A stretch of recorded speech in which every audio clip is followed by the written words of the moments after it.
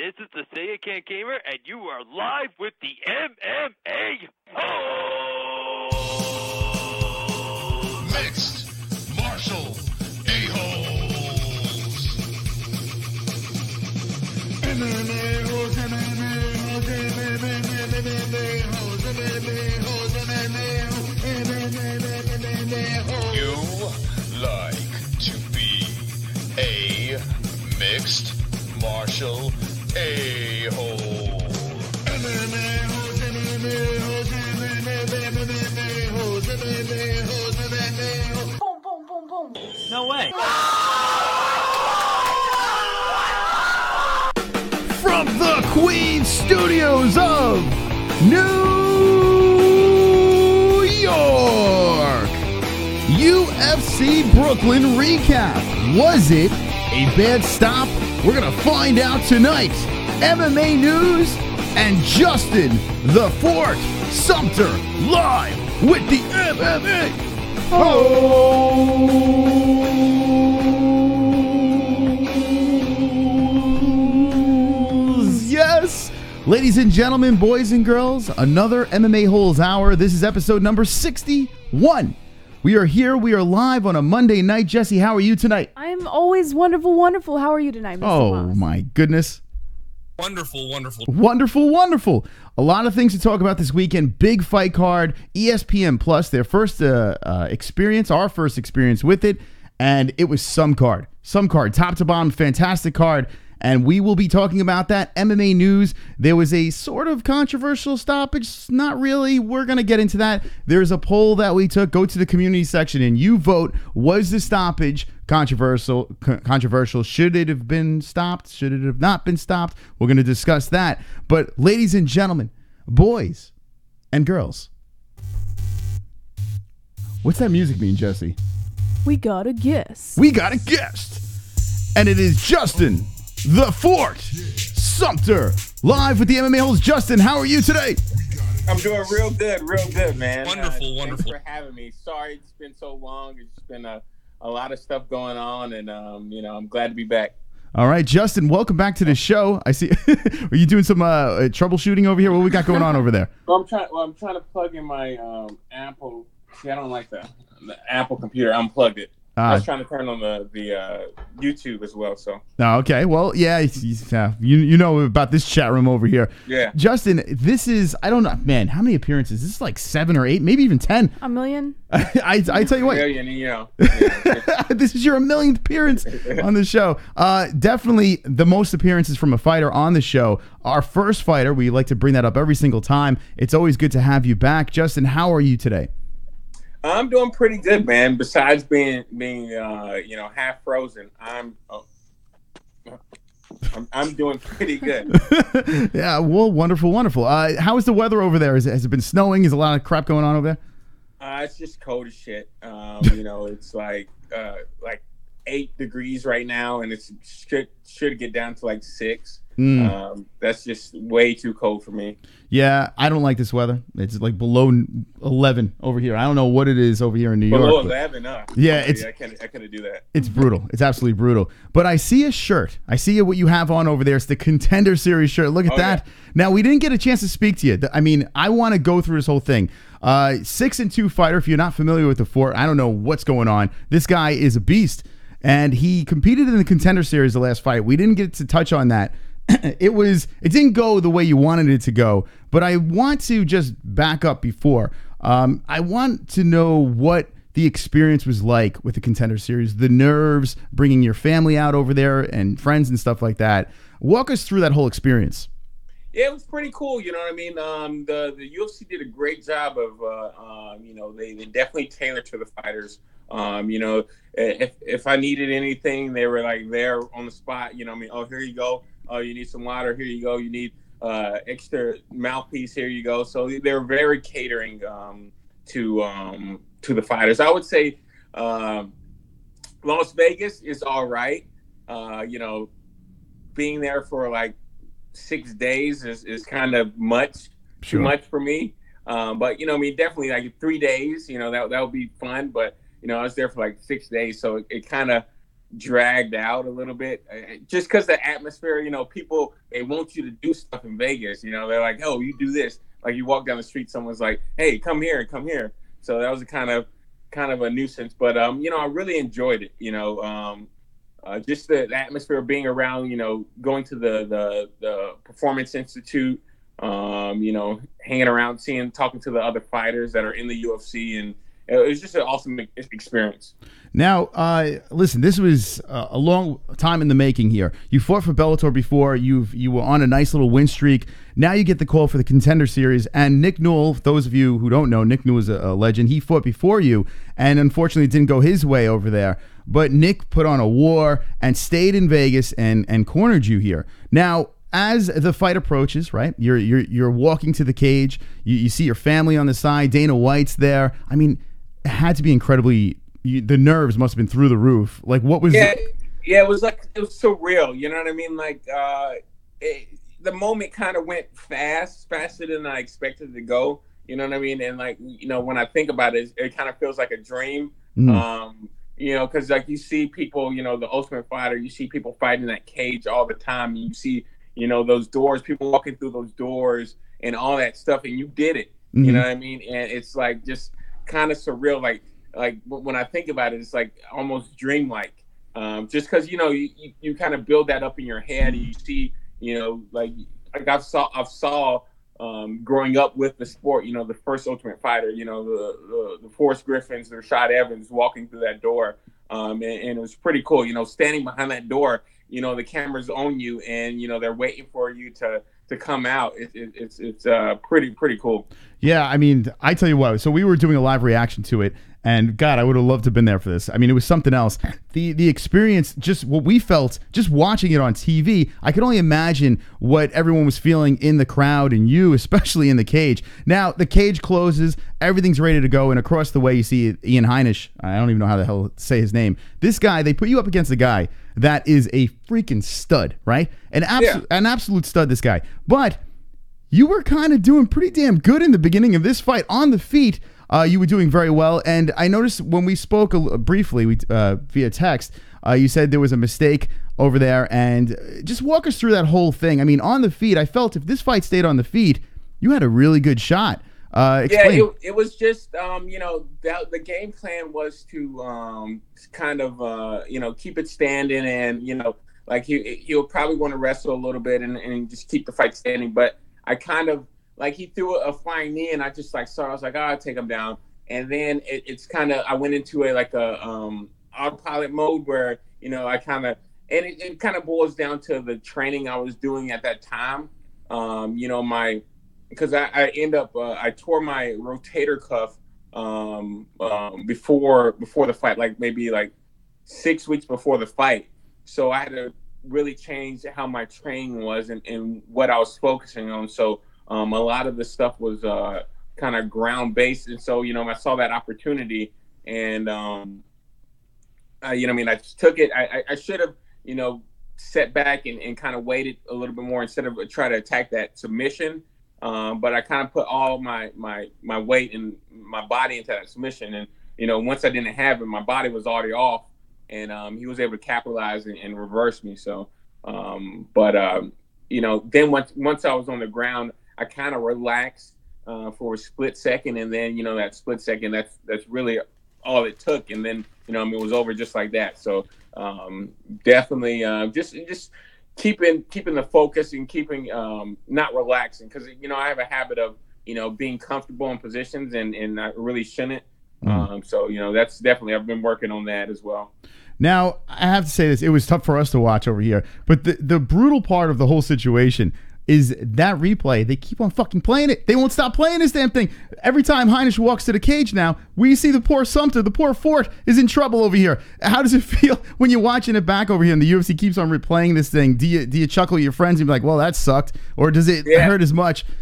I mean, it's just, one of those points you're like, man, I messed up, and, it's gonna be out there. And, hey, kudos to him. He got that highlight finish that everyone's looking for. So no qualms to him. But it's just something I gotta live up to and kind of put it behind me and not let it affect me.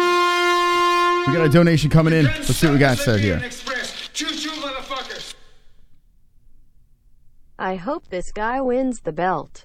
He will be the first openly gay black male MMA fighter. This guy is the definition of dainty.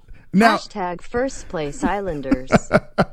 Thank you for that donation. Now, Justin, I'm pretty sure you have a young one on the way over here. I don't think you're gay. I don't know. Is he? What do you think, Jessie? No, I would beg to differ from that donation. Thank you for that donation. Not sure what's going on there.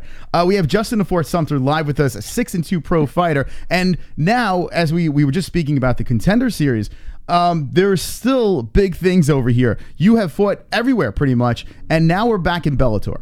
Bellator 216. We have Daly versus MVP. We've been waiting for this fight forever, and now you're on this card. Forever, yeah. Correct me if I'm wrong. Did you not fight on a card with Paul Daly before? Did you not? Or who was it on the last Bellator card? MVP. It was MVP. Oh, it was MVP. Okay.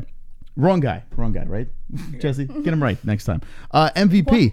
How was he? Did you get to interact with him before? Yeah. He's a real cool dude. I was cutting weight that morning, and he just strolls into the sauna with me, and then we start jabbering about Marvel movies, and he's a big Marvel fan. Yeah. So we were just talking about what movie was out.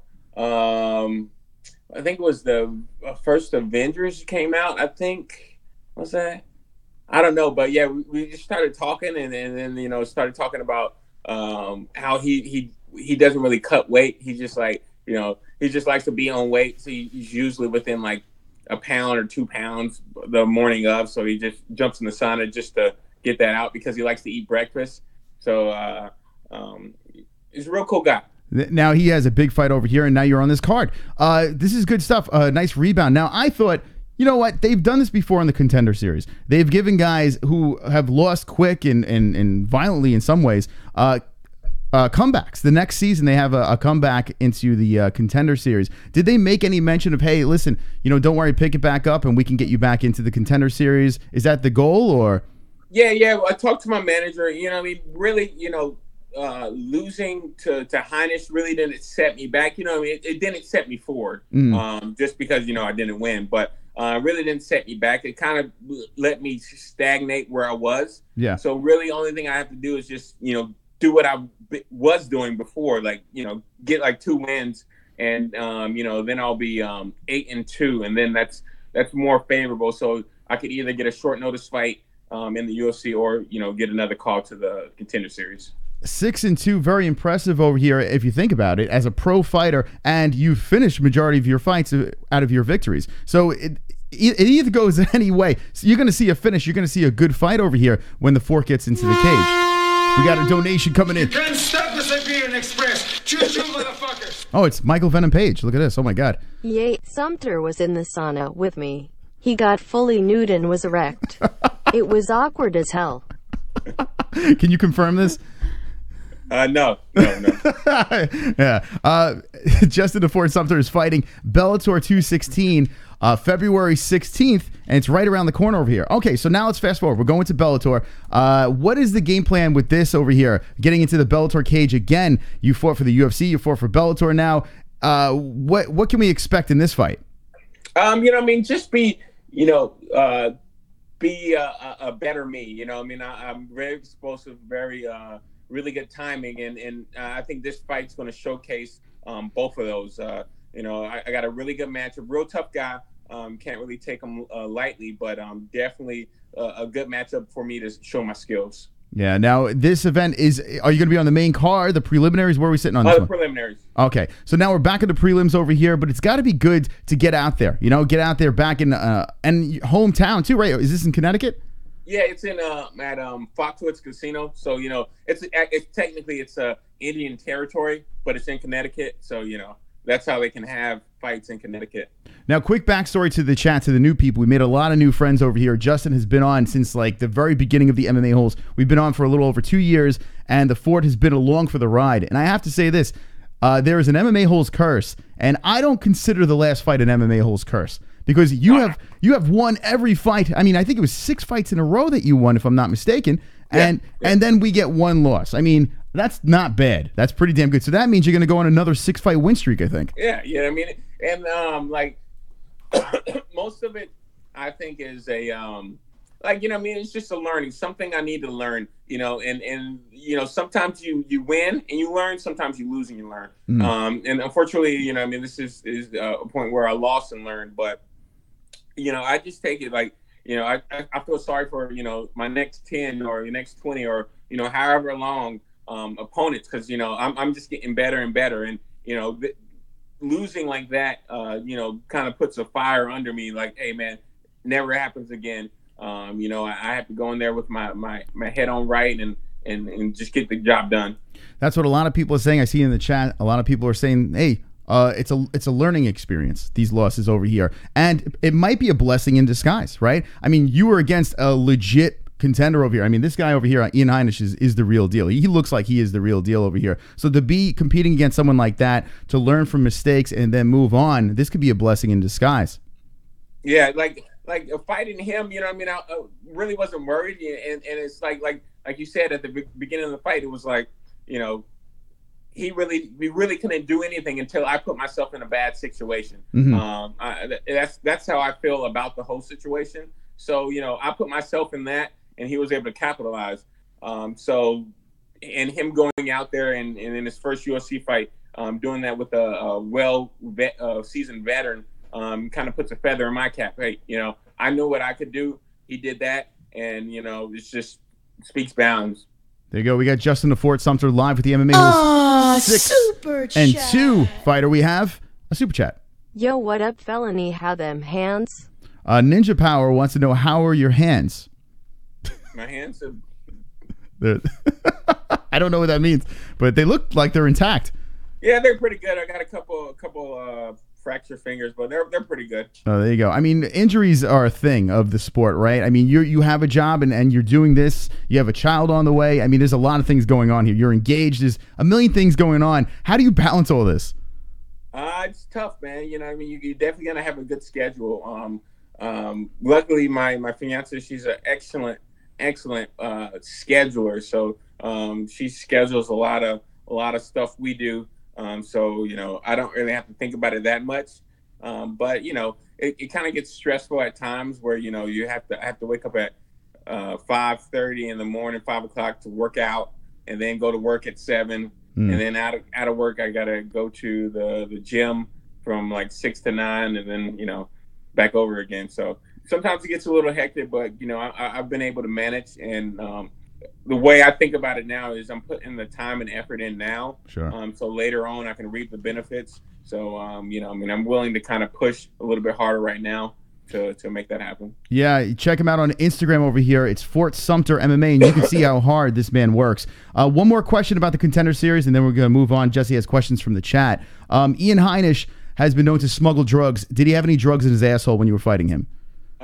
Not of my knowledge. There could have been something there, but I didn't check. I didn't ask. Okay. I mean, that's the question everyone wants to know, right? Very valid question. Yeah. I mean, I can't believe no one's asked you that yet. I mean, let's be honest. That's the real question right there. Jesse, what's going on in the chat room? Simply Pump would like to know, how do you think Conor McGregor versus Max Holloway would go? I think considerably different. I think Max would definitely have it. Just seeing how, Conor's, not to say he's lacked in his skill since, I guess, his money fight with Mayweather. But, something's not there. Like he had something before that fight and now it's not there. So I think definitely Holloway will have that one if they did a rematch. Okay. Michael Anzalone would like to know, or first he wants to say you will win your next fight, and then he wants to know, how is Nick Newell doing, and he hopes you are both doing well. Yeah, he's doing real good. Right now he's kind of focusing on me we just had one of my teammates win an amateur title, so he was putting a lot of energy in him. So now the focus is on me, and he's doing pretty good. His son's doing wonderful, Wyatt. He's pretty happy about that, and sharing pictures and stuff of him. So Has he been giving you some daddy advices since now Nick has a kid over here? Has he been giving you advice, or has he been busting your chops? Get ready. Yeah, a little bit. You know what I mean? Because what we're doing, we don't know the gender of the baby yet, so we're gonna wait till it's born to figure it out. So, you know what I mean? I'm kind of crossing my fingers that it's a boy, so they can go play with each other in the cage while we were training. So he's talking about how much he poops and all that stuff. Real quick before Jesse gets back to the chat, what is next for Nick? Has he spoken? Has he been saying anything? Not nothing yet. I know he's still trying to get something signed, but right now he's just taking it easy. He has his son. The gym's doing pretty good. We're about to move to a new location, so he's got a little focus outside of the cage right now. But I think once that settles down, he can kind of focus a little bit more and see what he wants to do. One more question for me, and then we'll go back to the chat. Ali Abdelaziz is Nick's manager. Is he a terrorist? I don't think so. Okay. We gotta ask these things. All right. You asked a real question. That's right. You can't stop Hold on a the second. Siberian Express. Choo-choo, motherfuckers. Got a donation coming in. Virginia was loyal to the Union until that murderer Abe Lincoln fired on Fort Sumter. Then called for an army of 75,000 soldiers. Oh, Virginia soon after voted for secession. Okay. Lincoln was a tyrant murderer. All right. God bless Robert E. Lee. That's General Stonewall Jackson donating. Look at that, Jesse. Yeah. What do you think? All right, back to the questions. We're not even going to address that. What do you got here, Jess? Steven Stern would like to know who was the coolest fighter you've met from the UFC.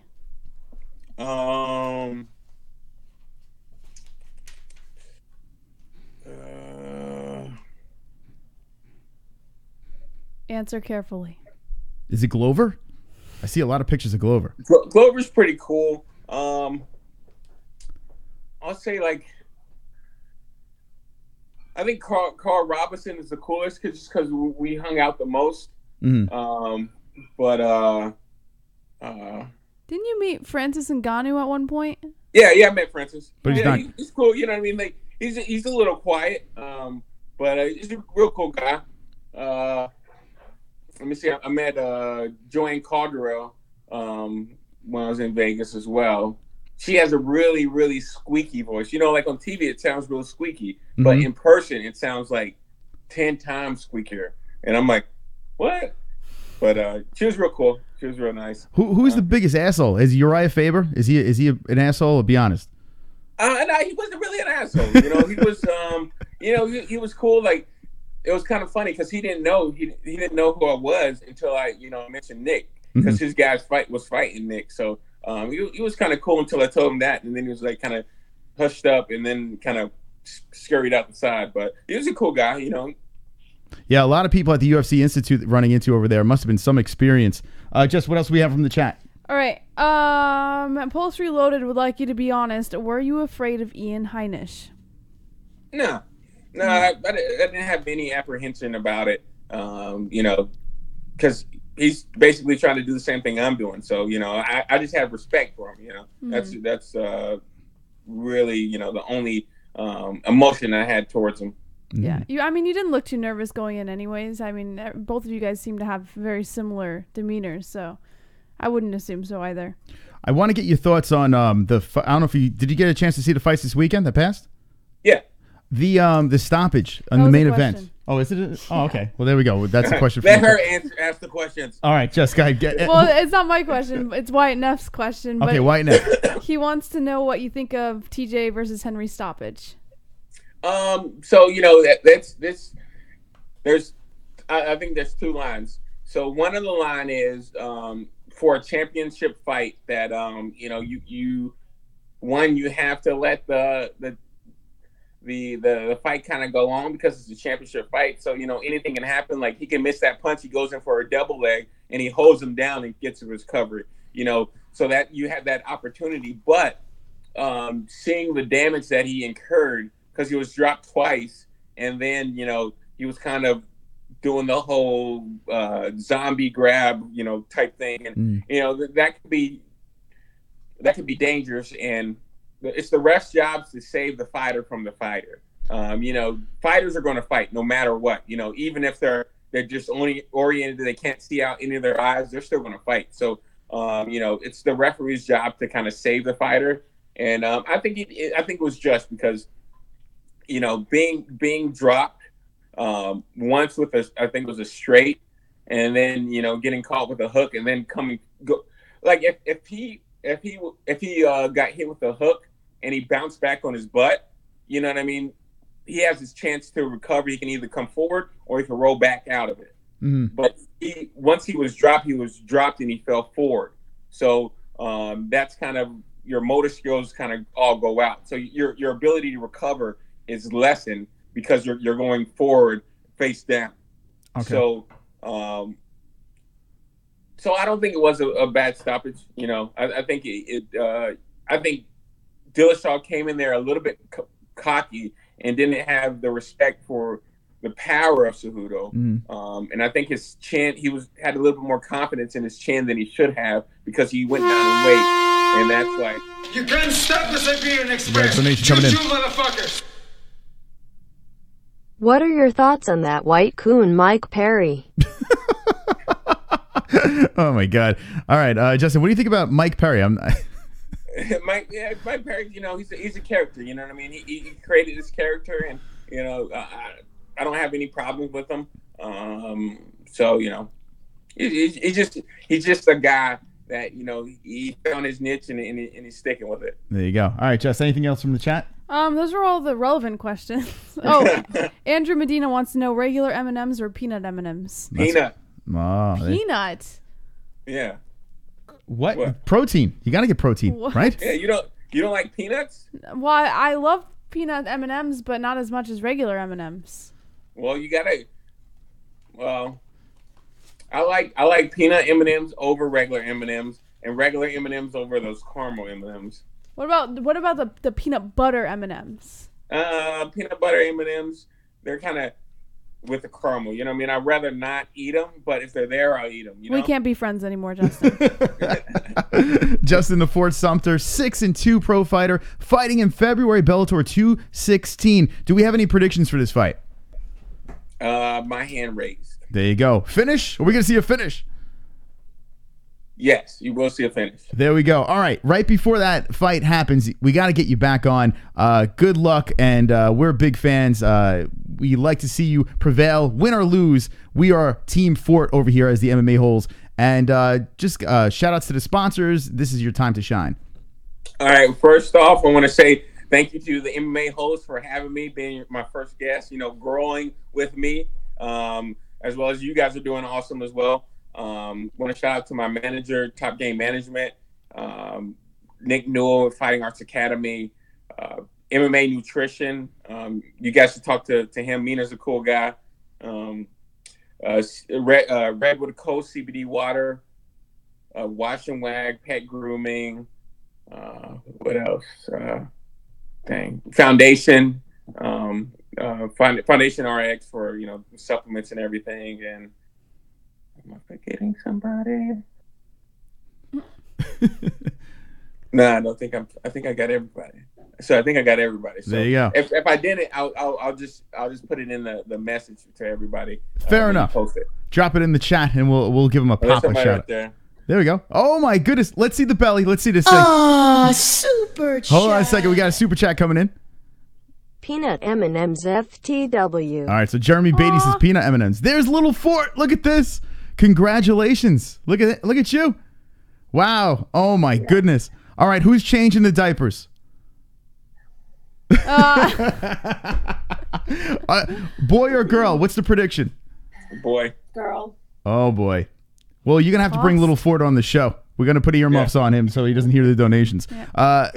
Congratulations, guys, and good luck in the future. We can't wait to see you back here on the show, and we'll talk to you soon. All right, man. Thanks. There we go. Justin Sumter and Mrs. Sumter, soon to be Mrs. Sumter, live in the MMA Holes. Jesse, look at that. Little Fort. Little Fort. I think it's going to be... I'm going to predict... Okay. I say they are going to have... a girl. A girl? I feel it. All right, so Jesse's saying, but we want to see a little Ford. I mean, I think it'd be cool for him to have a boy because Nick Newell has a boy, and like you said, it'd be cool for them to kind of grow up together in the gym and stuff like that. Like, that'd be really cool. But I feel like they're gonna have a girl. Think about this, Jesse. I'm 61 years old. We have little Ford on. We have little Ford on the show, right? I'm like this, baby Ford. I'll be interviewing You'll be my age. Little Ford. That's right. By the time Little Ford is 20 years old, I'll be 42. Look at that. Look at the math right Almost over there. 43. You'll be around my age. I'll be about 43. Look at that. And I'll be interviewing baby Ford. It'll be switched around. I'll be reading the chat and you'll be doing the interview. I'll be interviewing I'll be baby on a Ford. life support on the cats and couch over there. Baby Ford, hit me with the ones in the chat if you want to see Baby Ford on the show. What a guy, Justin. We love him. He's a really good fighter. I mean, listen, bad run in his last appearance, but Ian Heinisch, for God's sakes. Guy's a freaking He's a stud. monster. Justin was winning on the feet. Made a mistake, went down to the ground, and it didn't go his way. Now he's back in Bellator, but Bellator, big deal over here. If you look over on his Instagram, it's Fort Sumter, at Fort Sumter. He is on the same card as MVP and Paul Daly. So Justin Sumter back in Bellator, his second time in Bellator. UFC, Bellator, he's all over the place, the Fort. Right. Let me know in the chat if you want more Fort. Jesse, what's going on in that chat? Two Joints says, nice BetDSI jacket, JBH. Oh, why thank you, Two Joints. If anybody would like... Hold on a second. Anything. Let's see this jacket. Let's see. Wow, look at that. This That's jacket, pretty nice. Two Joints. Let me tell you something about this jacket. It's comfy. It's soft. It's warm. And I could wear it any time of the day. That's right. It's beautiful, that jacket over there. Thanks. So what is BetDSI, Jesse? Well, BetDSI, if you didn't know, is a place for online betting. You can go to any online casino, bet on any sports games. Yeah? Should I tell you more? Yeah, tell us some more. All right, well, just because you're not in Vegas doesn't mean you can't bet on MMA and UFC. Wonderful. BetDSI has been offering online wagering to winners for over 20 years. Use the link in the description with promo code MMAHOLE. Again, the link in the description with promo code MMAHOLE and win up to 100% of your money back. BetDSI has been paying winners for 20 years, is top rated on betting review sites. BetDSI has a very user-friendly interface and mobile site, as well as the fastest payouts in the industry. Simply play, win, and get paid. BetDSI also offers betting options for everything, including NFL, NCAA Football, NBA, NHL, UFC, and all other major sports, politics, reality TV, esports, virtually everything. Try live betting at BetDSI, where you can bet on games through the entire matchup, every play, and every minute until the end. Once again, go to BetDSI with the link in the description using promo code MMAHOLE and get a limited time 100% bonus offer to make some extra cash on the sports you know and love. That's right. BetDSI is wonderful. Check it out. The Rams versus the Patriots. Well, the Rams are a plus 115, so if you think they're going to beat Tom Brady, throw some money over there. MMA, we got some MMA this weekend. We have boxing. We have everything. Bader versus Fedor is this weekend. We got a super chat over here. What's up with the super chat? I like to bet while I'm taking a massive pile of poo on the toilet. That's great. That is very nice. There you go. Thank you for the donation, David Hammercock. So there you go, BetDSI. Let's see the, I'm curious, Bader. So Fedor is getting plus 265. Make your bets immediately, right? I mean, I think this is pretty fucking good. I like this. I know Ryan Bader's looks fantastic, but Fedor's the GOAT, right? And he's getting plus 265. Promo code MMAHOLE and win some freaking money this weekend. This Saturday, we'll do a live fight reaction to that shite over there. All right. If you missed Justin the Fort Sumter, you could run it back in the beginning of the interview. But now it's time for the news.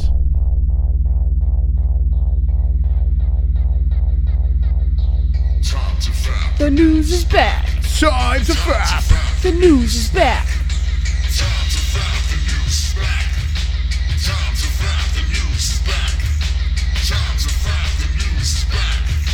Time to fap. The news is back.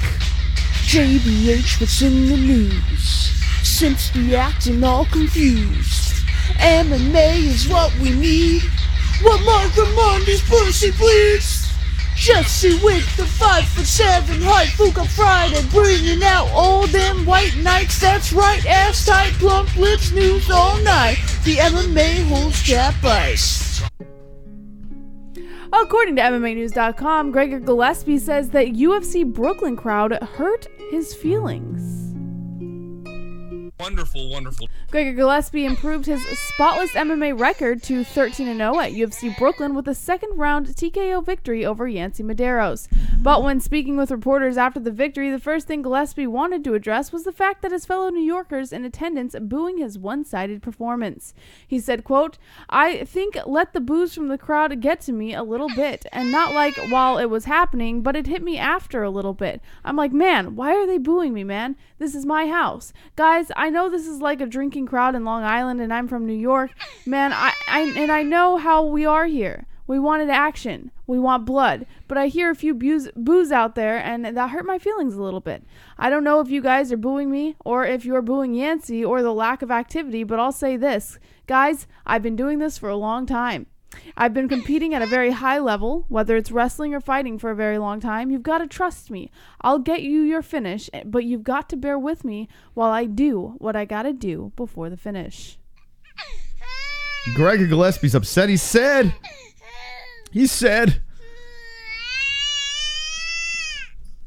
okay. I have a couple of thoughts about Gregor Gillespie. Mm-hmm. I think the guy is legit. I think he is the real deal. Him on the ground, I mean, you are not getting the fuck up. Right. He is nasty. His wrestling is nasty. Some people may not find this fun to watch. He reminds me of Usman. That's who he reminds me of. Usman can throw bombs. Gregor throws some bombs as well. And when he gets on top of you, he's not letting you go. Very similar. He's like a little small Usman. My problem with Gillespie, there's a couple of things. Gillespie, from Long Island, so, of course, we're going to root for him, right? New York guy, right? What happens if he does get a title shot, right? He could possibly be one of the most boring UFC champions ever. He's interesting to watch because he doesn't want to answer any questions, and he just doesn't give a fuck. But now he's complaining that people were booing him in his home state. Now I know why he doesn't answer questions. Because he's turning into cringe a little bit, right? I mean, he's upset they were booing him. Like, listen, who gives a fuck? You won. Move on. Go fishing, right? Yeah. I mean, you don't want to answer any questions, right? You don't want to talk about your opponent. And then you dry humped him to a victory and you got the finish in the second round. So kudos to you for that. But then you start complaining that people are booing you. Maybe people were not booing about your performance. Maybe they're booing because they just don't like you.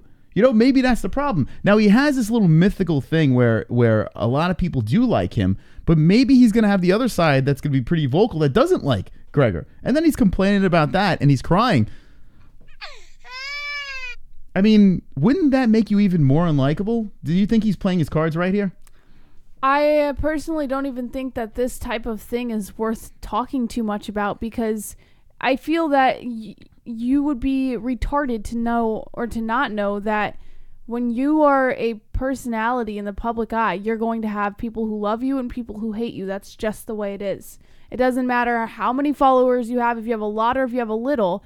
But if there's enough, there's going to be people who love you, and there's going to be people who just shit all over you for no fucking reason. Hold on a second. I think that's going to happen with him. He just needs to get used to it. So real quick, and by the way, Jessica, we had no sound. That's why we didn't know what was going on. But New Yorkers stole his wallet. No one cares. It's Jay Smooth. Thank you, Jay, for bringing that up over here. Let's go to his Instagram, and this is actually really fucking funny. Let's put on the gift. Now, Gregor the gift. Now, I still like the guy, all right? It's just I feel like he's making a series of mistakes here. He puts a post up, please read, right? So we're like, what's going on here? This is right after the fight. And Jess, maybe you can tell the people what was said here. To whoever it is who stole mine and one of my coach's fight bags at the Barclays Center tonight, could you please just return my wallet and my mouth guards? If you stole the bag for some memorabilia, that's cool. You can keep that if you want, but I'd really like my wallet and my mouth guards back. I really don't want to go to the DMV. Someone fucking stole his bag, his wallet. Like, I mean, what is going on here? I don't know. What is it? I didn't even see what the hell this is. Here's Gregor. Oh, my God. Okay, anyway. The gift over here, he gets a huge win, and hopefully he got his wallet back. Let's see. He put a video over here. Let's see what he says here. The gift on another sort of episode of Fishing with a Gift. Forget it. I'm not playing it. No one cares. All right, so go give Gregor a follow if you'd like. Gregor the Gift. Listen, he's 13-0, right? He's 13-0. He's finished a majority of his opponents. The guy looks fantastic, right? It's just his approach is questionable over here, and I think I don't know. I don't know what to think about this guy anymore.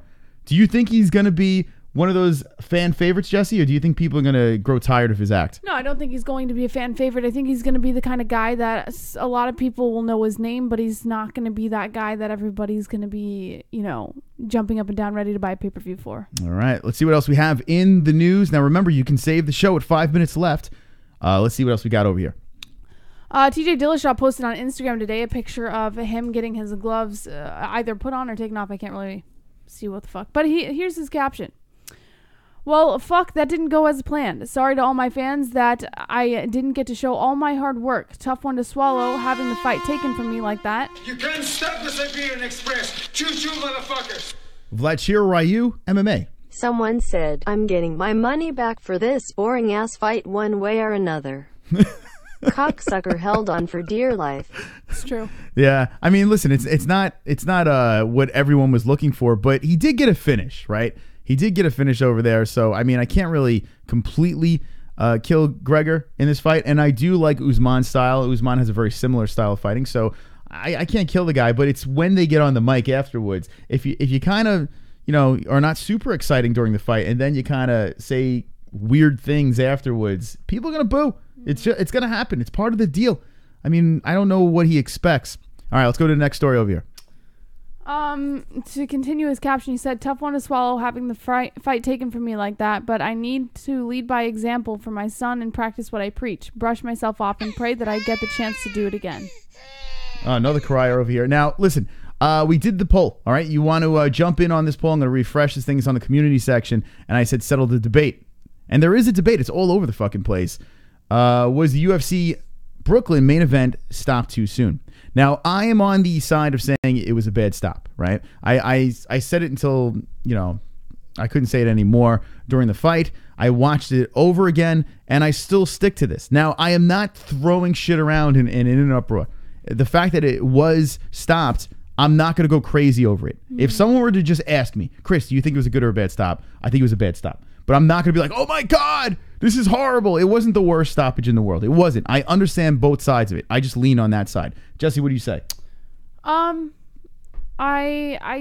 think I'm on the same boat as not leaning one way or the other. I have a story on what Cejudo's manager said or Cejudo's coach said, but I don't want to tell, I don't want to give it away. It's kind of spoiling it by telling, because I've already read a bunch of. Okay, well, all right. So you're kind of on the side of it was a good stop over there. It was all right. And it looks like we're fairly split, but more in favor of a good stop. So people are happy about the stoppage. 425 people voted. 55% said good stop. 45 said bad stop. If you want to jump in on the votes on the community section over there. And I think that's about right, 50-50. So you know what? It doesn't really matter. It really doesn't matter. And honestly, it's for a weight class that really means nothing.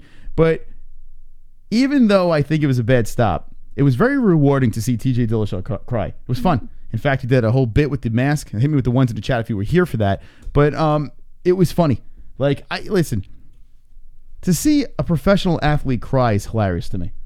I find it funny. A grown man, professional athlete that got paid, right? And yeah, it didn't go his way, but then starts crying. It's hysterical. Even my guy, Daniel Cormier, I felt bad for him, but then in hindsight, it's funny. The memes are funny. When people cry, when John Jones cried because of the steroids, anyone cries, it's funny to me. And to watch TJ Dillashaw cry, right? I mean, it's comical. He could have handled that a lot better. Now, maybe he did have brain damage, and maybe he does regret how he acted afterwards. But he's like, forgive me, man, I'm going to start crying at the press conference. It was kind of rewarding to watch that, and I'm glad I stayed up for that over there. Now, let's talk about Henry Cejudo. Shocker, right? The guy looked powerful. I was shocked. I was very shocked in this thing. I wish we would have seen more between the two of them, but we didn't. And Henry Cejudo, in the 32 seconds that we've seen, looked fantastic. He looked absolutely fantastic over there. I mean, he was quick. He was powerful. He looked strong. But I don't know. If this was a heavyweight fight, and that kind of punishment was in place, I would have been more on the good stoppage side of things. But when you see 125-pound men hitting each other, I got to give them the benefit of the doubt. That's how I think about it. And that's why I say it's a bad stoppage. But either way, it doesn't really matter. All right, let's go to the next story over here. Anything else on that? Let's go to that story then. Right? Let's go to Henry Cejudo and TJ Dillashaw. Let's see what Henry had to say about this, or his coach. Henry Cejudo's coach says the result would have been the same with later Dillashaw stoppage, just more damage on him. Henry Cejudo, Cejudo defended his UFC flyweight with a stunning 32-second knockout. After the match, an enraged Dillashaw repeatedly accused McDonald of stopping the contest early. Dillashaw called the situation ridiculous and pretty pathetic and said at his post-fight press conference that his opportunity was stolen from him by McDonald. Dillashaw also maintained that he is leaps and bounds better than Henry Cejudo, even despite the loss, and called for a rematch to take place at 125. Asked about Dillashaw's complaints on Monday's episode of the MMA Hour, Henry Cejudo's longtime coach Eric indicated that things were only getting worse for Dillashaw if McDonald had allowed the contest to continue for a few extra seconds, saying, quote, obviously anything could have went a little bit longer, but I think the result might have been the same. Would have been the same, probably just more damage on him. Henry was hurting him. He hit him with the kick, the head kick. He hit him with the left. I think one behind the ear. He got a straight right over the ear. And there's a YouTube video that's called What Really Happened with TJ Dillashaw versus Henry Cejudo. And they break it down perfectly. How many shots he took and how he wasn't defending himself intelligently. How the wrong hand was up. Henry was over here, but he was looking over here.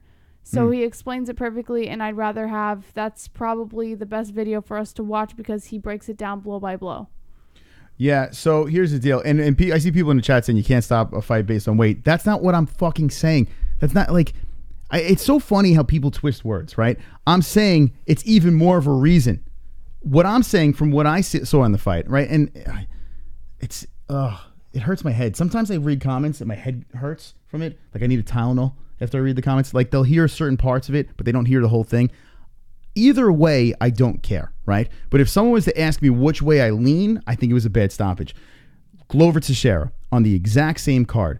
If they would have stopped that fight, which they could have stopped that fight, and I probably would have been fine with it, if they would have stopped that fight with Glover Teixeira where his head was bouncing off the fucking mat, Glover never would have won. He never would have had a chance to come back and win. So, I mean, I don't get it. Paulie Malignaggi. Check out Real Real's Twitter. He has a video of Paulie exposing Dana White as a fraud. Fuck Dana White. The wetback won fair and square. Real has video on Twitter of slow motion co of the White Coon TJ. There you go. All while crying he didn't lose. There you go. So Paulie Malignaggi chiming in. Thank you. And of course, I mean, what is Henry's coach going to say? He's like, nah, they should have let it keep going. Like, what is he going to say? What is he going to go against this guy? Like, nah, let the fight keep going. Of course he's going to say it was a good stop. So listen, it is what it is. It's over and done with. We can argue until we're blue in the face. But if you look at the community section, it's virtually identical over here. It's an even vote, which goes to show you it could have went either way. No side is wrong in this situation. If someone tells me it was a good stop, that's fine. I'm cool with that. You know, if someone says it's a bad stop, I'm cool with that too. I'm cool either way. But God forbid you lean in a direction and everyone just lights you on fire. Like, oh my God, he said it was a bad stop. Oh my God, it's terrible. It's ridiculous. Anyway, anything else on this story? Henry Cejudo disagrees with Dana White on the UFC on ESPN +1 stoppage, according to MMAnews.com. Henry Cejudo and Dana White don't see eye to eye on the UFC on ESPN +1 main event stoppage. Cejudo defended his UFC flyweight gold against bantamweight ruler TJ Dillashaw last night. The champ versus champ bout headlined UFC on ESPN +1 inside the Barclays Center. Dillashaw immediately protested the stoppage, saying that he thought it was too early. When it was Cejudo's turn to speak, he disagreed with White's viewpoint, saying, quote, it was a great stoppage. I felt his body go limp. I went in at 146 pounds when I fought him strong. Every blow that he took, he was eating some hammers. Personally, I thought it was a good stoppage because he was going to take another 10 to 20 hits. Your body goes limp like that. You cut weight like that, thinking you're going to go out there and take my belt from me. That's not the way it works. I think it was a great stoppage. If I was to talk to that ref, you're okay. We were both in there. We saw him go limp a few times. Watch it again. You'll see it. What great shape this kid came in. And he's a good story, right? He's got a good story over here. The problem is now Dana White, either way, does not want this 125 weight class. So it now what happens? Like, what's next? Like, there's so many things that happened on Saturday and mean absolutely nothing. And it sucks. I kind of wish there was still that weight class there so it could mean something. Henry Cejudo wins. He probably is going to be the last 125-pound champion. And this is a great thing too that people are bringing up on the internet. Henry Cejudo, right, says, I saved the 125-pound weight class. Hold on, we got a donation. Vlad Chiro. Motherfuckers. I seen people comment, TJ was about to shoot the double and takes a Cejudo down to recover. Sounds legit.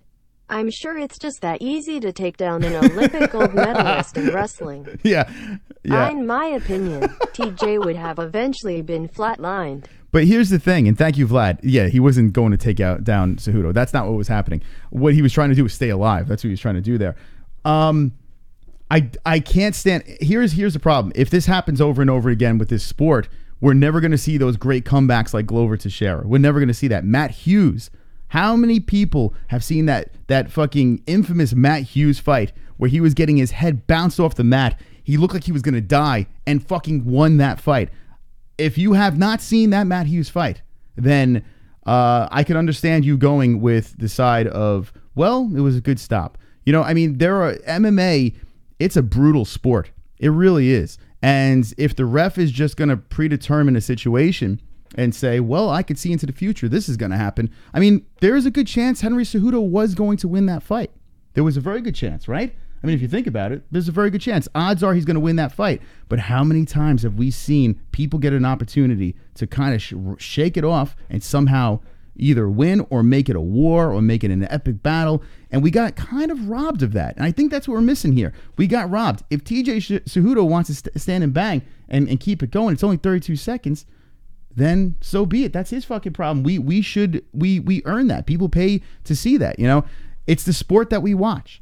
If you take that away and you completely put it in the judge's hands, the ref's hands over and over again, we're not going to see those amazing comebacks. Those comebacks will be ripped out of your eyeballs. You'll never be able to see them again. So if that's what you want, then so be it. That's fine. But I don't want that. I really don't. I mean, I'm watching a sport where guys going to beat the fuck out of each other, and gals, the same thing. What do you think on this subject? I'm lost.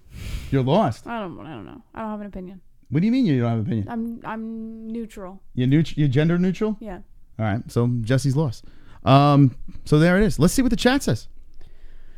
Two Joint says Henry looks like an autistic George Lopez cousin from the Barrio. Time Walk says you can't say, oh, he might have taken more damage later. No, he was either TKO'd or not. It was an early stoppage. Internals looking in the chat. NH says, Clocks, I totally fucking agree with you. Thomas Matthew says, good point, Moss. Staleo2 says, boys will be boys. Vlachiro right you. MMA says, what the fuck? Greg Golden Blaze is laughing in the chat. LOL says, Vlachiro. Luke Thomas is laughing my ass off. And Keith Polarecki says, I hope they still have the 125 division. I do too. I do. I mean, now that Cejudo's the champ, right? You might as well keep it going, right? Cole Vic says 10 pounds below 135 slowed him down. Not his natural class. I told ya. 78 Sound says, I think they could save the 125-pound division if they add some clown costumes and circus tricks. All right.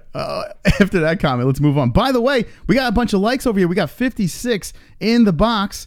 So 20 likes. 20 likes. 20 likes. I've got fucking 20 likes. 40. All right, we got a lot to get to over here. Let's move over to the next story. Greg Hardy. By the way, shout out. Oh, shit. So I sent you. God damn it. All right, we're not on the same page, I can tell. Gmail. Yeah. It's in your Gmail. Yeah, I know. I don't want to show the people my Gmail. All right, read the chat and I'll throw something on over here. Jay Smooth says Cejudo saved 125. T-Joint says any single women in the chat that love marijuana. Greg on Blaze says Jose is fiending for a phone call. Staleo2 says all the single ladies. Greg on Blaze says all the single ladies. Keith Polarecki says Los Cejudos manager in the 125 division in clown costume. All right, so real quick, I got a story. Adonis Jordan coming in. What's up, Adonis? Sometimes you have err on the side of caution, so refs can still have some sense. Mm-hmm. So not all fights end up like Hooker Barboza-Yano. There you go. Thank you, Adonis. Hold on a second. Let me see what he said. Sometimes you have err on the side of caution, so refs can still have some sense. So not all fights end up like Hooker Barboza. Yeah, well, that's a whole different story. that fight should have been stopped. I mean, that was clear that but that should have been Hooker stopped. went too far with that fight. But that was in the fourth round? This is 32 seconds into the hit fight. in the liver like a million times. Yeah, his face is mutilated. I mean, it's apples and oranges. Harvey Weinstein. Tito vs. Belfort comeback was best ever. Anyone? Oh my God, that's another one over there. Thank you, Harvey, for the donation. That's what we should do. We should do a compilation of videos where people are getting murdered and then wind up. I can think of 2 fights right off the top of my head with Uriah Hall. Uriah Hall has been in 2 brutal wars where he came back and somehow fucking won those fights. Mm-hmm. I mean, we seen Uriah Hall one time with his fucking toe hanging off, broken, dangled off of him, and they didn't stop the fucking fight, and he somehow won. I don't even know. Like, this is the sport we watch, you know?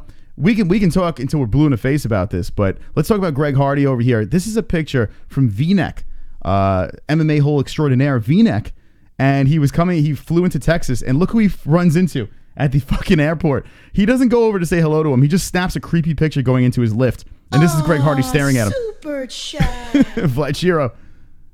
Pat Barry versus Sheikh Congo. Greatest comeback ever. And listen, we should do that. We should fucking do that. We should have a compilation, or I'm trying to think, maybe actually on the MMAHoles.com on our message board. This is what I'd love for you to do.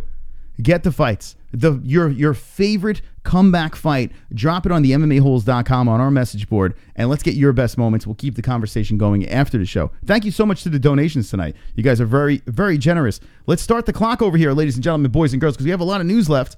But there are 5 minutes on this clock. If you drop a donation in that denomination, if you say save the show, we will go that much longer. So if it's a $15 donation, we'll go 15 minutes. A $60 donation, we'll go on 60 more minutes. So see if you can save the show. We have another donation coming in. Adonis Jordan making it rain along with everyone else over here. Let's see what Adonis has to say. Super chat. Bektik versus Elkins was a ridiculously good comeback. That's another one. I mean, there are so many of them. Could you imagine the ref stopped it in those fights?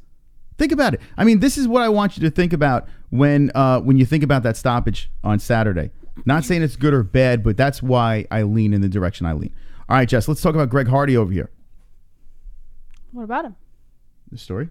Oh, I thought you wanted to tell what the story was behind that picture first. I did. I Okay. just told it. Yeah. According to MMA Fighting UFC Brooklyn Aftermath, the UFC's habit of featuring unqualified fighters backfires again, more specifically Greg Hardy. You might like or dislike Greg Hardy and have valid reasons for doing so, but it's highly likely he didn't throw that knee to a downed Alan Crowder on purpose. Some say you can't fake the emotion Hardy showed at the UFC Brooklyn post-fight press conference, in which he appeared dumbfounded over the turn of events, apologized over and over to Crowder for what happened, and offering to run the bout back and expressing disappointment in letting his team down. So while it might feel good to go ahead and say just what I thought, this guy with a domestic abuse history is also a cheater, it appears the act which led to his second round disqualification in the evening's co-feature bout at Barclays Center was a matter of inexperience and poor timing, not one of malice, and the fact that a lot of people don't like Hardy as a person doesn't change that. But that still doesn't let the UFC off the hook for the decision to book this fight in the spot in the first place. Hardy had a grand total of 2 minutes, 7 seconds of professional cage fighting time heading into the matchup. Super chat. Jose Rodriguez. Mexico. DIAZ Bros. Oakland, California. Kudos. Thank you. Thank you, Jose, for that donation. That was wonderful. Wonderful. The UFC decided to book him in a featured spot on the first event of the ESPN deal anyway, rationalizing that the attention being drawn to the event by putting a former NFL All-Pro on the card would outweigh the negatives. They even gave Hardy as favorable as matchup as possible, as Hardy, who won all 6 pro and amateur fights heading into Saturday's night via first-round knockout, was in with an opponent in Crowder, who suffered knockouts in all 3 of his professional losses, including his most recent fight. The bout started and an absolutely atrocious exhibition broke out. The skill level on display belonged at a casino out in the middle of nowhere, or a high school gym, or a local rec center, not on the biggest promotion's glamour event. It was a stink out the joint bad and threatened to derail a good show. That's pretty much it. Okay. So I want to talk about this Greg Hardy thing. Now remember, we got a donation coming in. You can't stop the Siberian Express. Choo-choo, motherfuckers. It's John McCarthy. Save the show. You can talk about all those other fights that had miracle comebacks. But I can also show you 100 other really, really bad stoppages. True. This one was not a robbery at all. TJ's single was after Henry stopped swinging. The snake was done. Look at that, John McCarthy. And I mean, if John McCarthy speaks, you listen, right? We have a Save the Show, so it will add 2 more minutes. Listen, if someone drops a doozy of the Save the Show, then we'll go on longer and we will open the phone lines as well, because that would be something special. Talking about this stoppage, I see that people are fired up about it. We have Greg Hardy's knee that we're going to get to right now. I mean, that knee baffled the fuck out of me. I mean, clearly the knee was illegal. Greg Hardy says he timed it right. And he thought the knee was coming up. And Super Chat, Jose Rodriguez. Ho deserved it. They all do. Slap a ho. Hashtag Hardy. Thank you, Jose. Appreciate it. There you go. Jose saying the Ho deserved it. So we're going to add, this is what I'm going to do. I'm going to put 3 minutes on the clock over here. Just saving the show. That's right. We'll take one more Save the Show if you guys want to do it. 3 more minutes are on the clock now. Thank you to that one for saving the show. And whatever the donation is, whatever the amount the donation is, we will go that much longer. So whatever it is, link in the description if you want to join in, or the Super Chat. All right. So Greg Hardy, Jess, what do you think about this stoppage over here? I mean, it's legit. Yep. But now Greg Hardy's reaction after it.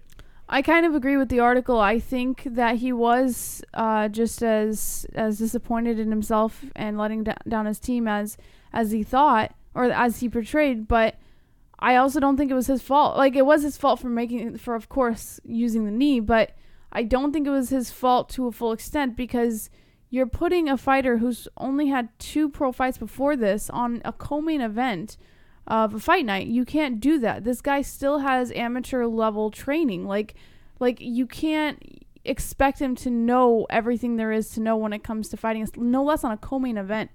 And I think that when he threw that knee, he thought what he was doing was right. He thought what he was doing was maybe like acceptable in some way. And I the way he looked at the ref after the ref disqualified him, like, you could tell there was just something off there. So no, I don't think he did it intentionally. I don't think he had any malicious intent toward his opponent, any malicious intent toward his team, or anything like that. I think he genuinely thought he could do that because of a lack of training.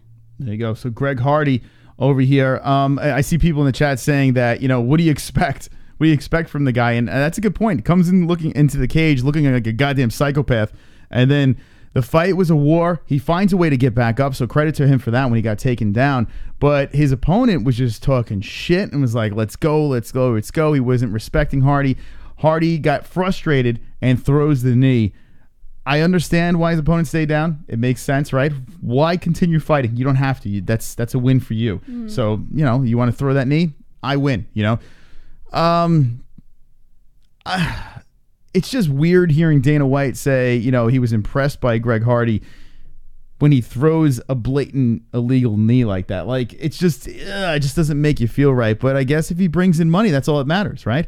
If you're just jumping in, this is a picture that our buddy V-Neck took at the airport of Greg Hardy going back into Texas. My buddy just decides, okay, let's creep on him. Let's see what the chat says. And Zach Neezer says he is a psychopath. Jay Smith says the ref had not had a moment that used to be beaten and had a flashback. Real quick, are you okay? So I noticed people in the chat were saying you look sad. You're not sad, right? No, I'm not sad. Okay, Jesse's not sad. 78 Sound. Let's see what 78 Sound says. You guys provide great content and it's a lot of fun as well. You kick ass. Thank you, 78 Sound. You know what? Since that was a nice donation by 78 Sound, you want to go another 2? We don't usually Whatever do you that. Want. Well, I say we do. The dinner's done. All right, so we're going to reset it again. Fuck it. We'll go another 2 for him. Let's go another 2, right? Thank you, 78 Sound. We have the Save the Show over here. We're just going to use that as a Save the Show because we love you fools. Thank you for that comment. 20 likes. 20 likes. 20 likes. I've got fucking 20 likes. 20 likes. 20 likes. I've got fucking 20 likes. 20 likes. 20 likes. I've got fucking 20 likes. I hope the dislikes die of leprosy. I'm not high either.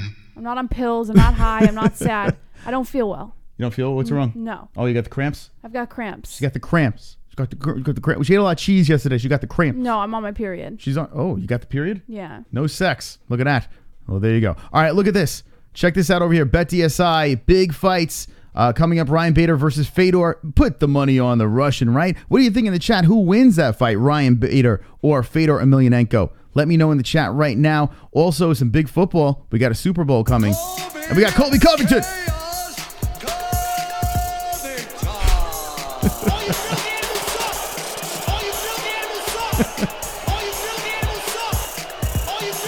Oh boy, this is the coon knee. Can't wait for this one. Save the show. When a coon gets tired, we throw a coon knee. We want an easy way out. That's why we rob. Coon knees for life. Thank you. With the Colby Covington donation, the coon knee. No, it's not, Two Joins. It's not. You've heard me say it before. Come on. I'm so comfortable. You guys are like family to me. I'll fucking tell you when I'm on my period every time. You know, since in honor of your period, let's go 5 more since he threw the Colby Covington and said to save the show. Okay. All right, it's 5 more. We don't usually do this, but fuck it. We're feeling frisky tonight. All right, let's see what's going on in that chat room over there. What's up, chat? David Glon says Colby is a little bitch. Jessica G says HRH Ryan Conrad IV.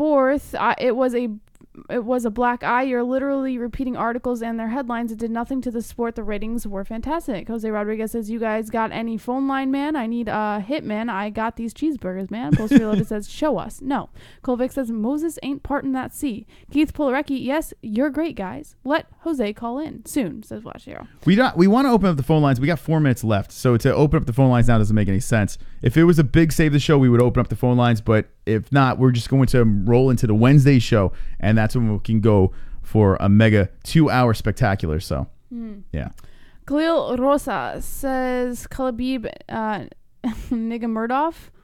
Steven Stern says, love the show. Thanks for extending. Michael Anzalone says, I dropped a couple of comeback vids on the website. There we go. Jay Smooth is smoking in the chat. Rajan Rondo says, who should Gillespie fight next? Brian Rogers says, go 2 hours every Monday. There's a great demand, Moss and JBH. We want to force feed too much MMA holes for you. Yeah. There's a lot of MMA hole content, but shout out to our patrons. Shout out to those peeps over there. And Jessica, make sure you get us your address so we can send you the shirt that you won. I sent you a message on Patreon, by the way. So yeah, check your messages so you can get your shirt. You won a shirt, son of a bitch. And also, who won the hat? I forgot who won that. Joshua Reyes. Joshua Reyes. We're going to send you a hat. And you know what? We fucking signed that shit. So it's worth a lot of money. Oh, Jessica wants us to sign her t-shirt, by the way. You want us to sign your t-shirt? I ordered metallic Sharpies. So yeah, we're going to sign your shirt too. How about that? All right. Let's squeeze out one more story. 3 minutes on the clock. If you want to save the show, knock yourself out some more. And let's go back into the MMAHoles.com. The MMAHoles.com where we pull our stories. And let's drag one more out. And this is a story we need to talk about. Conor McGregor versus Donald Cerrone fight checks a lot of boxes according to MMA Fighting. After beating Alexander Hernandez in Brooklyn on Saturday night, Donald Cerrone was quick to point out that he now had 40 fights under the Zuffa umbrella. He also agreeably embraced the old man narrative that popped up for this fight week suddenly, like the onset of Alzheimer's. Perhaps what was most remarkable was that his 30th UFC fight and his quiet return to the lightweight division. Super chat. We got a Harvey Weinstein. Sharpton wanted me to tell you Hardy is innocent. To save. There you go. Should we count that as to save the show, Jesse? Sure. All right. We'll put 4. We'll put 4:15. I'm just going to keep on doing it while they do that. There we go. There we go. Fuck it. Who cares, right? In his quiet return to the lightweight division, Cerrone didn't just outfox Agrina Hernandez with his experience. He doled out an ass-kicking. Cerrone dropped his head and stalked forward, a vintage face of grit and bad intentions. It seemed like Hernandez's face morphed from intensive to swollen to bloody in phases, like it was being flashed through a slideshow. On Saturday night, Hernandez caught his first piece of hell in the cage. For Cerrone, even if it keeps defying our conventions and beating up guys that should be ushering in his eulogies, that time is ticking down. It's that idea alone that makes the other thing he said in the post-fight speech stand out. He wants that fight with Conor McGregor. Of course, everybody who isn't allergic to money wants to fight Conor, but Cerrone especially does. It goes back to the Go Big press conference in 2015 when they jawed at each other just enough to plant the idea. The thought has remained up through Saturday night when Cerrone the sniper came through again. After winning his second fight in a row and doing it like the coldest of cold sons of bitches, the UFC is right to take it seriously if for no other reason than this. Cerrone has lived by his anytime, anywhere, anyone mantra for the last decade. There are very few sincere members of the rare AAA club, but Cerrone is one of them. He should be rewarded because he is the prototype of what the UFC wants a fighter. And one of the people who'd love to see that scrap happen to be the other side of the equation. Moments after Cerrone casually tossed McGregor's name out there, McGregor responded on Twitter that he was Cerrone's Huckleberry. Or more exactly, McGregor wrote, quote, "For a fight like that, Donald, I'll fight you. Congratulations." Both parties are down, and so is Dana White, who later stifled a grin from creeping across his face when asked about about it. He said that he likes the idea of the fight, and he likes to put on fights that the fans want to see. Before Cowboy was linked up with Hernandez, right? Before that even happened over there. What's his name, Hernandez? The other guy? I can't remember his name. Yeah, he just fought Hernandez. Yeah, Hernandez. Before that fight, we were all lobbying for it. We wanted Cowboy versus Conor then, right? But things have to, come together. Cowboy getting this win at 155 again against Hernandez. I mean, super impressive. We called it over here. One of the few we got right. I was 500 on the main card. But this one over here, right before we got into the main card, I was pretty confident on. This is the one I said put your money on. I liked Cowboy as an underdog. And Cowboy Cerrone looked fantastic. He weathered the storm. He showed why he is has the most wins in the UFC. This man is a beast. He's a legend. He was super patient. He waited for his opportunity, and he capitalized on it. He made Hernandez. He humbled Hernandez. Mm-hmm. And now him versus Conor McGregor is almost a must-see fight, right? Mm-hmm. That's the one. That's the one to make. So what do you think about that fight happening? I would love to see it. I don't know how it would go down, to be quite honest. I mean, Conor showed a lot of ring rust in his last fight, but it was against Khabib, so I don't really know if that's a fair way to equate it. But regardless, I think it would be a huge money fight for both of them, and I think that a lot of people, they would sell out with that fight 100%, and it'd be great for us. Mm-hmm. All right. Let's see in the chat who wins, Conor or Cowboy. A minute left in the show. If anyone wants to save it, knock yourself out. Brian Rogers says, great fight. Fukia, post reloaded. Don Old Sir Own He. Staley G says, Conor kills him in 10 seconds. HRH says, holy Lord, this is such a huge opportunity to have a wonderful dialogue about the nonsense in the UFC. Open up the lines. Jeremy Beatty says, nicely said, JBH. Why, thank you. White and F says, it would be too close. Ryan Rogers says, Conor. Thomas Matthew Conor. Jessica G says, good luck, Cowboy. He gets hit a lot, and Conor could easily sleep him if he isn't careful. McAction MMA says, McGregor, if he gets serious. And he says, Klopp. No, I disagree with my friend. I think he will give McGregor a run for his money. Cowboy has one hell of a ground game. Casey Owen says, Conor would fook up Cowboy. Keith Polarecki says, Conor comes back hungry. David Glon says, I would not mind seeing that fight, but I think it's time for Nate to run it back. Yeah, well, the trilogy. No, I'm kind of. I think Nate and Conor have their destiny. It's still there. I think Conor's last fight is probably going to be the trilogy. I don't think that's going to be the next one. Let's see the super chat, Jose. BS aside, MMA holes are gods. There you go. We rule the earth. Jesse, True. The dinner's done again, and Jose puts 2. Let's put the 2 on there. Go ahead, Jose. Since you did it. Well, in the last 2 minutes, I want to give a quick shout out to Drunk Savage. For those of you guys who are not on the MMA Holes message board, he's not going to be in the chat for a little while, and I just wanted to give a shout out to him because he is a swole member of the MMA Holes, but he's leaving for personal reasons. So just, I don't know. Everyone say you're good. He said he'll be back, or he's going to try to be back, but I don't know. I want him to know that he is a swole member, and we're going to miss him. Drunk Savage, one of the best. Drunk Savage is one of the best out there. Taking a little bit of a break from the show. If you don't know who Drunk Savage is, if you're new, and welcome to the new people, but the OGs know Drunk Savage is a staple to the MMA Holes. And he, on the website, on this show, he is always here. He's always active in the chat. He brings the trolling. He brings the heart. The guy is one of the best. He really is. So Drunk Savage, if you are watching this, I hope everything's going well. I hope everything's coming together for you. We wish the best for you and everyone in the chat. Say, what should they rock? Let's just. I don't know. They're just saying nice things. It's just good to. I don't know. Like, I just feel that it would be wrong to not mention him before we end the show. Good on Jessie on that one. In the chat, say, we love you, Drunk. We love you, Drunk. Say it in the chat right now, and hopefully you get better and everything comes together in your life.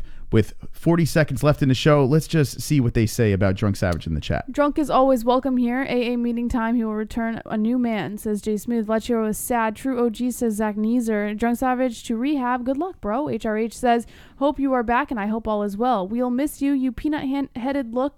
We love you. Drunk Savage, good luck, pal. Drunk Savage is the best. Gonna miss that trolling. The Knitter misses Drunk Savage a lot. You are the best. Love you, bro. Heart Drunk, respect. We love you, Drunk. Love you, God bless. Drunk, don't go to AA. It's a bad program.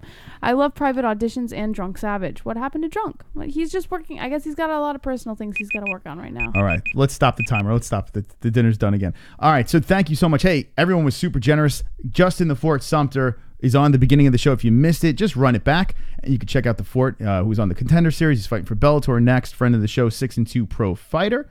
Drunk Savage, we miss you, man. It's just been one show, but we miss you. What I want everyone to do here is in the comment section, when this thing winds down, in the comment section, say what you love about Drunk Savage. Write a message to Drunk Savage in the comments. So let the video process, and once that comment section is open, drop what you love about Drunk and write a letter to Drunk Savage down below. Thank you so much for watching. We'll see you on Wednesday for TGIW JBH. Say those magic words. Don't be an a-hole. Be an MMA-hole.